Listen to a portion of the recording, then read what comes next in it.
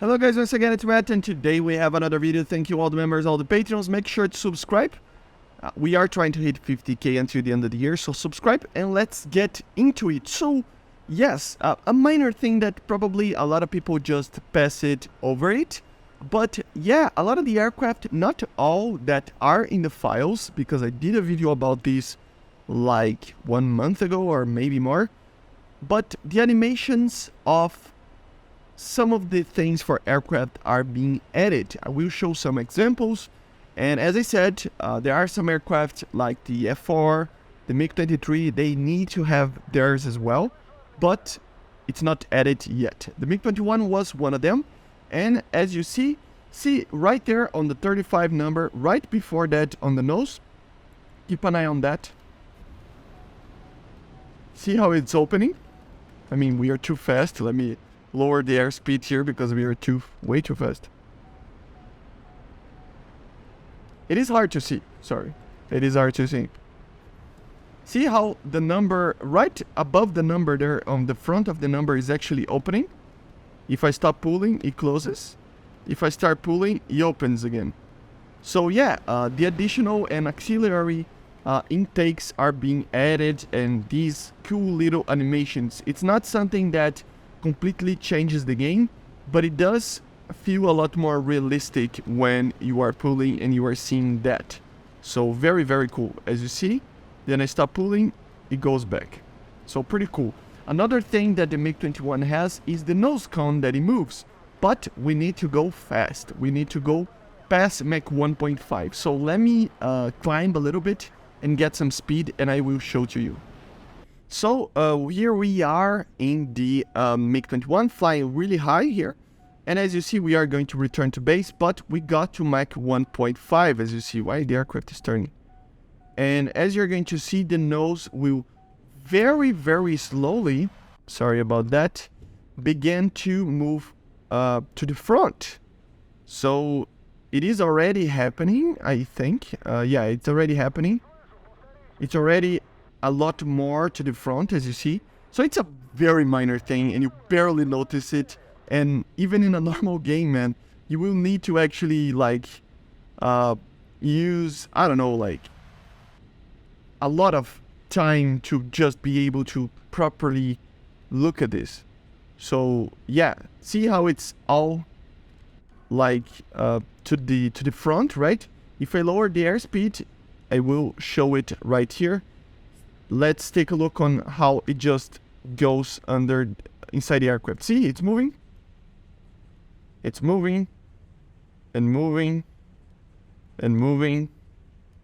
And now it's back to normal, as you see. So very, very cool. Together with the auxiliary intake there, it's a very cool thing. Let me show to you in other aircraft. So here we are in the Harrier. As you see, the auxiliary intakes are opened for the Pegasus engine. I think it's the Pegasus, right? Let me close that. And let's take off. And as you see, it's completely opened. Let's get some speed and you will see it closing fairly quickly as well. We are getting speed. Now it's closing. See? The auxiliary intakes right on the side of the main intake there. When we get a lot of speed, it just closes up and then it's done. Very, very cool, man. It doesn't change anything, but it's such a cool feature that I needed to show to you guys. Let's show on the MiG-29. It has a new one as well. And then the F-14 as well. The F-14 has another one. Many aircraft will have these, okay? But remember that there wasn't any, like, how do I say this, like a proper, it wasn't explained in any type of condition, in any change log or anything like that. So you need to just find for yourself, basically. The ones that I found, it was basically testing it out and just seeing what it worked and not. So yeah, we are here in the MiG-29. Let's take off. As you see, the auxiliary intakes for the FOD bridges are closed. And then if you pull a lot of G's, the intakes open. less G's, it closes. Why is that? It is due to the engine actually making a negative pressure down there and actually grabbing air from outside with these movable little things. That makes it so that the engine doesn't have a compressor stall. So yeah, pretty cool, right? It is opening. It is kind of weird even, right? See? Opening, and then it closes. So when you pull G's in a kind of low speed, it will open it to actually help the engine breathe a little bit more. So very cool, very cool. So I think even the engine of the MiG-29, as you see right there, it has kind of a way to deal with really high max speeds. It is going to be basically the same modification that it happens on the, see, closing it. I don't know if you see it, but it is basically the door of the engine there just closes a little bit when you get really fast on an aircraft like this. It's already pretty much opened fully now. And if you do some crazy stuff like, for example, trying to stall, it will open as well, as you're going to see right here, I think. Let me see if I can actually make it happen. This aircraft has so much power that it is just not a joke. Yeah, look at that. The engine is needing air to breathe, so it automatically opens it. Oh my god, it's so cool. It's such a cool feature. Doesn't change anything, but it is cool. Yeah, the aircraft is stalling. And yeah, the last one that I wanted to show to you guys is the F-14 as well, that it has some of these stuff as well. So let's go for the F-14. And here we have the F-14. Obviously, we have the external glove vanes. What is the name of that? But that thing that is appearing right now, obviously that was already a thing. But also, the engine intakes will change position. So pay attention to how it is right now. And we will get to speed, and I will show to you how it is fully,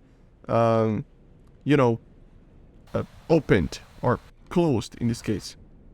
So you can see right now it's already at midpoint, a little bit further than that, and the further we go into the speed of the aircraft, the more it will close the intake, until a point that it stops doing that at like Mach 1.7, something like that. It kind of is right now, I think, the max that it can. And let's just slow down the aircraft for you to actually see the difference of the intake closing up. See, they are moving. Oh my god, it's so cool. It's so cool, man. It is a very useless thing. It doesn't have any gameplay impact or anything like that. So, yeah. But whatever, I find it very cool. Hopefully it's added for other aircraft like the MiG-23 that it needs. There are other aircraft that might receive that or already have it, but as I said, you have to actually test every single aircraft in certain situations, so that will take a lot of time.